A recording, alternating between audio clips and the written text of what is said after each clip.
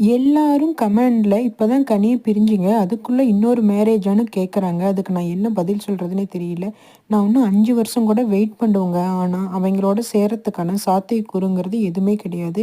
ஏன்னா, அவங்க சைட்ல இருக்கிற தப்பு என்னால மறக்கவும் முடியாது, மன்னிக்கவும் முடியாதுங்கிற மாரி சொல்றாரு.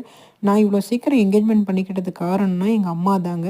எங்க அம்மா இப்பயே சொல்றாங்க, "நெஞ்சு வலி வருது. எனக்கு என்னாச்சும் ஆயிரத்துக்குள்ள நீங்க 2 பேரும் நல்லா கல்யாணம் பண்ணி பொழைக்கிறத பார்க்கணும்டா" அப்படின்னு தன்னோட அம்மா ஆசைப்படுறதா சொல்றாங்க.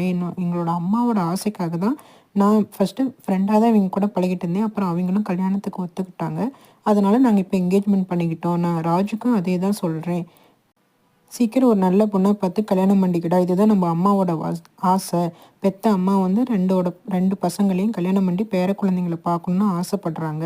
இதுக்காக தான் நாங்க 2 பேரும் அடுத்த ஸ்டெப்பு நோக்கி போறோம். அப்படின்னு சொல்றாங்க. சக்தி கூட சேர்றதுக்கு எந்த சாத்தியக்கூறும் இல்லைன்னு ராஜு சொல்லிட்டாங்க.